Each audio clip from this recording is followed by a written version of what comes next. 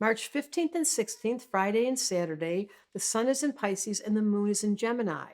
This is at worst a deceptive combination. Why? Because Pisces lives in a world where they don't pay attention to all the details. So they'll tell a story, they might miss a point, or they might embellish because they're interested in being able to be poetic or creative. And Moon and Gemini just encourages that. Moon and Gemini is like, oh yeah, I remember that. They just make up stories. So at worst, you're going to feel this weekend a little bit scattered, like too many things are going on. It's hard to focus. At best, you'll sit down and read a really good fantasy book. You'll write a poem. You'll let yourself be creative. You'll feel that urge when you wake up on Friday, like, wow, there's so many opportunities. There's so many things to do because there's still 4 planets in Pisces and there's 3 planets in air. So that is really where creativity comes from.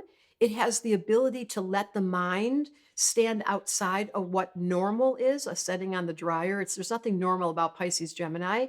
They tell stories, they embellish. I'm thinking of my aunt who loved to swear when she spoke. There's like an uninhibited, loosey-goosey freedom lover who makes everyone laugh. It's very strong humor system. So this weekend is an opportunity for us to stop. It's almost like Pisces doesn't live in this real world. They don't want to know about the climate. They don't want to know about the wars. They don't want to know about what people, they just want to make up an alternate world.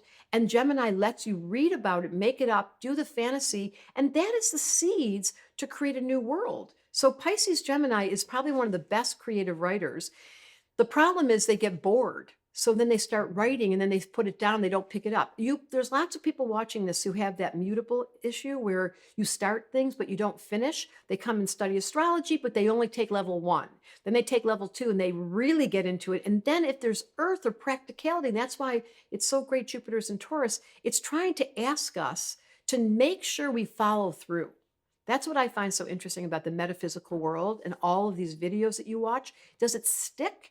Well, today's a day where there's freedom to let yourself float around and be open-minded about it. But coming soon to your neighborhood, when we get to Aries down the road at the end of March, that's when you start to pick up your energy and say, enough dreaming, let's do it. But right now, permission to dream.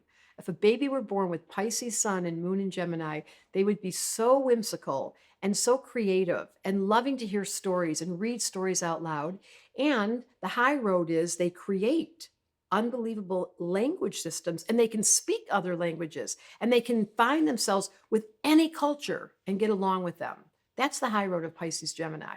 The low road is, what was I talking about again? They forget. Astrology has wanted me to tell you this Friday and Saturday, it's a little bit of air energy, moon in Gemini. There's some mutability. You can change your mind. Enjoy yourself because coming soon to our neighborhood is going to be that feisty energy just down the road.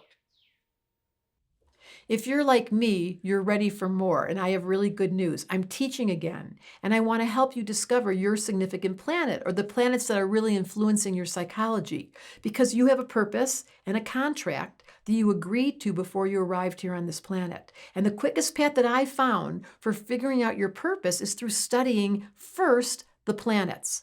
When you figure out that significant planet, there goes the confusion, and suddenly you feel so much more comfortable being yourself. Click the link in the description to learn more about the planets, my very best friends.